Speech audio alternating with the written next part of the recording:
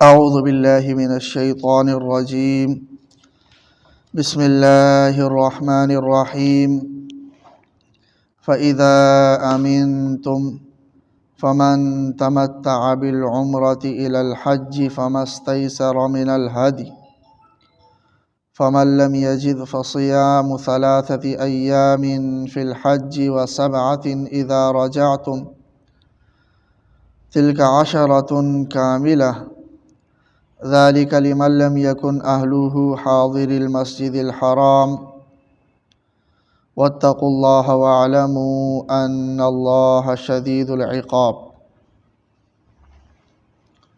فإذا أمنتم پھر جب تم امن میں ہو جاؤ فمن تمتع بالعمرة إلى الحج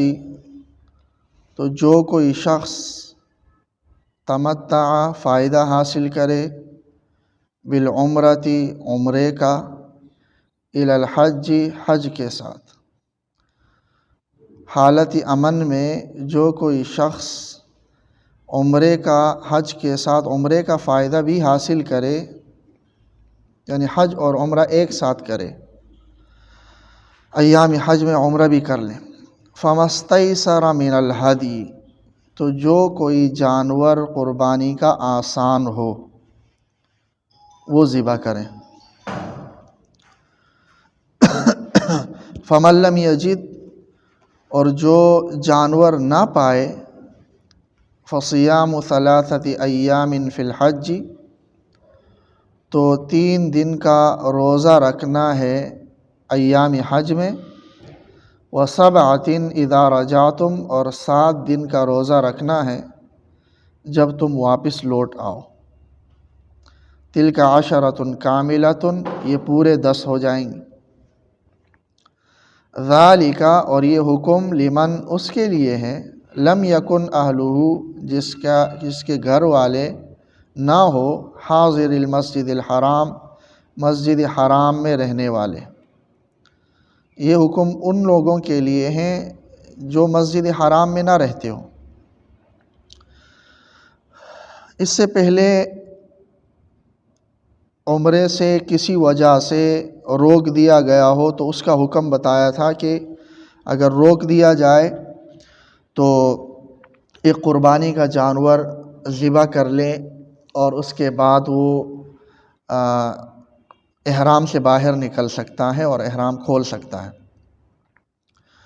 یہ جانور ایک صورت میں اور بھی لازم ہوتا ہے واجب ہوتا ہے جب انسان حج کے ساتھ عمرہ کو ملا لے حج کی 3 قسمیں ہیں ایک ہے حج افراد کہ صرف حج کا احرام باندھ لے اس کے ساتھ عمرے کا احرام نہ باندھ لے اس کو حج افراد کہتے ہیں افراد فرد سے ہیں یعنی صرف حجی دوسرا ہے حج قران حج قران کا مطلب یہ ہے کہ میقات سے ہی حج اور عمرہ دونوں کا احرام باندھے اسی احرام میں عمرہ بھی کر لیں اور اسی احرام کی حالت میں ہی وہ رہیں یہاں تک کہ حج بھی کر لیں اور حج سے فارغ ہو جائیں پھر احرام کھولیں یہ ہے حج قران اور تیسرا ہے حج تمتع کہ میقات سے عمرے کا احرام باندھے ایام حج میں میقات سے عمرے کا احرام باندھے پھر جا کر عمرہ ادا کر لیں اور عمرہ ادا کرنے کے بعد احرام کھول دیں اور جب حج کی 8 ذی الحجہ ہو حج کی تاریخ آ جائے مینا میں جانے کا دن آ جائے تو اس دن حرم شریف سے احرام باندھ لیں اور حج کے ارکان ادا کر لیں اس کو حج تمتع کہتے ہیں تو اگر کوئی حج قران کرتا ہو یا حج تمتع کرتا ہو اس کے لیے دم ادا کرنا لازم ہے قربانی کرنا لازم ہے یہ جاہلیت میں لوگ اس کو جائز نہیں سمجھتے تھے ان کا یہ کہنا تھا کہ ایام حج میں آپ عمرہ نہیں کر سکتے صرف آپ حج ہی کریں گے عمرہ اگر آپ نے کرنا ہے تو عمرے کے لیے الگ سے آپ نے احرام باندھنا ہوگا اور عمرہ کرنا ہوگا الگ سے سفر کرنا ہوگا عمرے کے لیے اور حج کے لیے الگ سے سفر کرنا ہوگا اسلام میں یہ حکم صرف ان کے لیے تو برقرار رکھا ہے جو حدود میقات کے اندر رہنے والے ہوں۔ اس آیت میں جو یہ فرمایا گیا کہ یہ حکم ان کے لیے ہیں جو مسجد حرام کے قریب نہ رہتے ہوں۔ مسجد حرام کے قریب نہ رہنے سے تمام مفسرین کی مراد یہی ہے جو حدود میقات میں نہ رہتے ہوں، تو ان کے لیے یہ ہے کہ وہ حج تمتع بھی کر سکتے ہیں اور حج قران بھی کر سکتے ہیں۔ جیسے کہ پاکستان سے کوئی جا رہا ہے، ہندوستان سے کوئی جا رہا ہے، باہر سے کوئی بھی جا رہا ہے، تو حج تمتع اور حج قران دونوں کر سکتا ہے، لیکن دم دینا ہوگا۔ فَمَسْتَيْسَرَ مِنَ الْهَدْيِ، جو بھی آسان ہو، چاہے آپ گائے کی ہو یا بیل کی ہو، اونٹ کی ہو یا بکرے کی ہو، مینڈے کی ہو، جو بھی آسان ہو، فَمَسْتَيْسَرَ، جو بھی آسان ہو وہ آپ نے دم دینا ہے۔ لیکن جو میقات کے اندر رہنے والے ہیں ان کے لیے حج تمتع اور حج قران جائز نہیں ہے۔ یہ حکم ان کے لیے برقرار ہے کہ ان کے لیے جائز نہیں ہے، وہ حج افراد ہی کر سکتے ہیں، وہ حج قران اور حج تمتع نہیں کر سکتے۔ وہ حج کے دنوں میں حج کے ساتھ عمرے کو نہیں ملا سکتے ہیں، عمرے کیونکہ وہ حدود میقات کے اندر ہی ہے تو ان کے لیے کوئی مشکل نہیں ہے۔ لیکن باہر سے آنے والوں کے لیے چونکہ ایک مشکل ہے کہ الگ سے حج کا جو ہے نا وہ کر لیں، سفر کر لیں، پھر الگ سے عمرے کا سفر کر لیں، اس لیے شریعت نے ان کی آسانی کو ملحوظ رکھتے ہوئے باہر سے آنے والوں کے لیے تو حج تمتع اور حج قران کی اجازت دی ہے، لیکن حدود میقات کے اندر رہنے والوں کے لیے پھر حج تمتع اور حج قران کی اجازت نہیں ہے۔ میقات کو آپ کا علم ہی ہوگا جہاں سے آگے بغیر احرام کے انسان نہ جا سکے۔ تو مختلف میقات ہیں، جیسے یمن کی طرف سے اگر آنے والا ہے تو اس کے لیے یلملم ہے، اور عمان کی طرف سے آنے والا ہے تو اس کے لیے قرن منازل ہے، مدینہ منورہ کی طرف سے آنے والا ہے تو ذوالحلیفہ ہے۔ تو بہرحال ان جانبوں سے جو آنے والے ہیں ان کے لیے میقات مقرر ہیں۔ کوئی بھی شخص باہر سے آ رہا ہو، چاہے وہ تجارت کی غرض سے ہی کیوں نہ آ رہا ہو، میقات سے بغیر احرام کے آگے نہیں جا سکتا۔ تجارت کی غرض سے بھی ہو، اپنے ذاتی کام کی غرض سے بھی جا رہا ہو میقات سے اندر، تو احرام باندھے گا، احرام باندھ کر جا کر جو ہے نا عمرہ کرے گا اور پھر اپنے ذاتی کام کرے گا، بغیر احرام کے نہیں۔ ہاں اندر جو رہ رہے ہوں یا ایک بار عمرہ آپ نے کر لیا اور باہر آپ نہیں نکلے تو پھر اس صورت میں کوئی مسئلہ نہیں ہے، احرام اگر آپ نے کھول بھی دیا ہو تو دوبارہ آپ حرم میں جا سکتے ہو۔ تو بہرحال یہ حج قران اور حج تمتع یہ دونوں ان کا یہاں پر ذکر ہے، دونوں کے لیے ایک ہی لفظ استعمال ہوا ہے تمتع کا معنی فائدہ اٹھانا ہے۔ تو قران میں بھی حج کے ساتھ عمرے کا فائدہ اٹھانا ہوتا ہے، تمتع میں بھی حج کے ساتھ عمرے کا فائدہ اٹھانا ہوتا ہے، دونوں کو یہ شامل ہے، اور دونوں کی یہ تفصیل احادیث سے ثابت ہے۔ نبی اکرم صلی اللہ علیہ وسلم نے یہ صورتیں بتا دی ہیں، افراد کی اور قران کی اور تمتع کی۔ تو کوئی قران کرتا ہے یا تمتع کرتا ہے تو قربانی دینی ہوگی، لیکن اگر قربانی کا جانور اسے نہیں مل رہا، فَمَن لَّمْ يَجِدْ، اگر قربانی کا جانور نہیں مل رہا یا اس کی استطاعت نہیں ہے قربانی کرنے، تو 10 روزے اس نے رکھنے ہیں، لیکن 10 روزوں میں بھی شرط یہ ہے کہ 3 روزے ایام حج میں ہی رکھے گا۔ ایام حج میں ہی اس طرح رکھے گا کہ 9 ذی الحجہ کو اس کا تیسرا روزہ ہونا چاہیے، یا تیسرا روزہ 9 ذی الحجہ تک مکمل کرنا چاہیے۔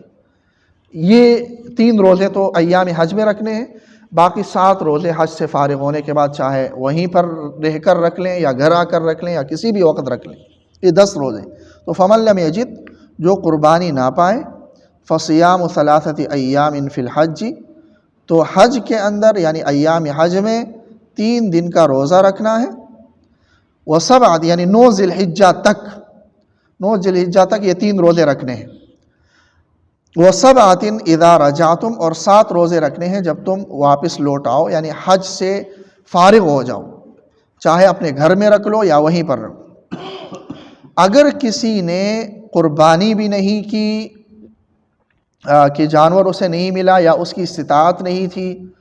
اور روزے بھی اس نے ایام حج میں نہیں رکھے، تو پھر اس کے لیے قربانی ہی لازم ہے۔ اس کے لیے پھر روزے کی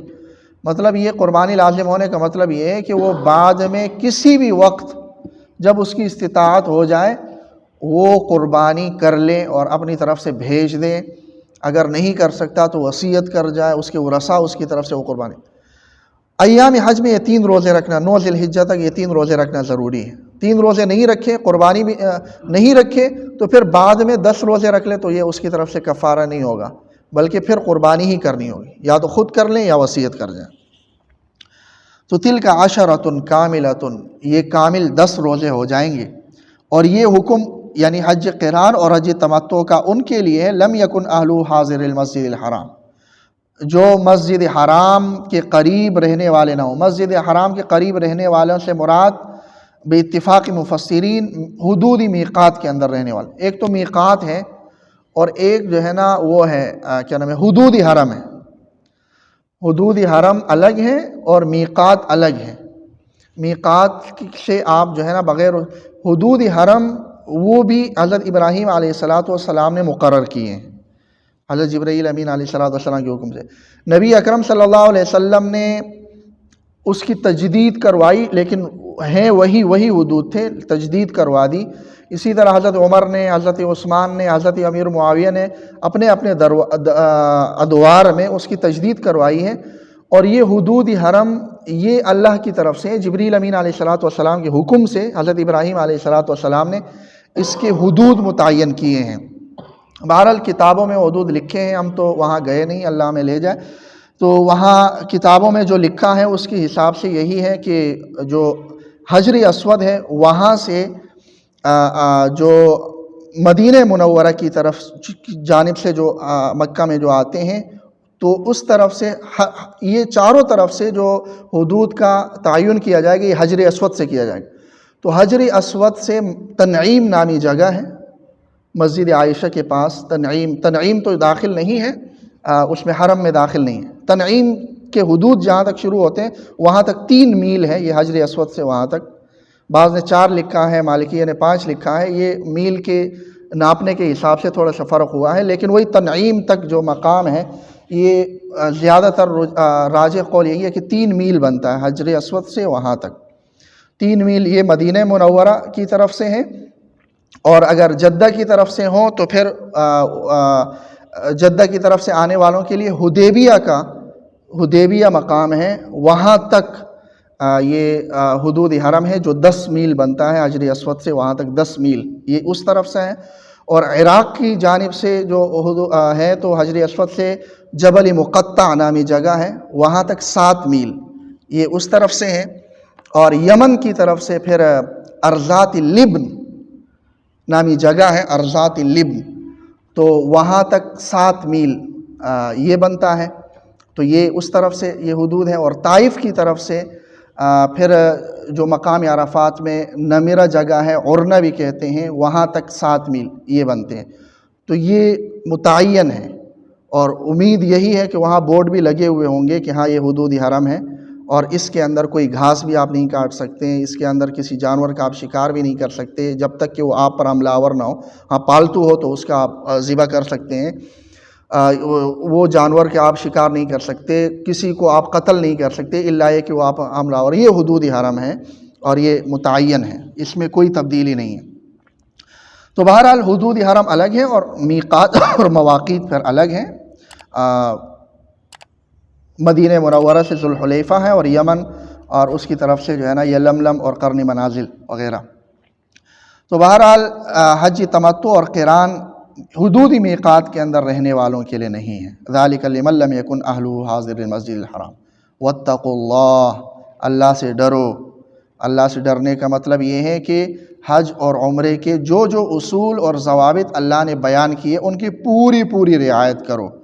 اللہ سے ڈرو۔ وَاعْلَمُوا، اور جان لو، ان اللہ شدید العقاب، کہ بے شک اللہ تبارک و تعالی سخت سزا دینے والا ہے،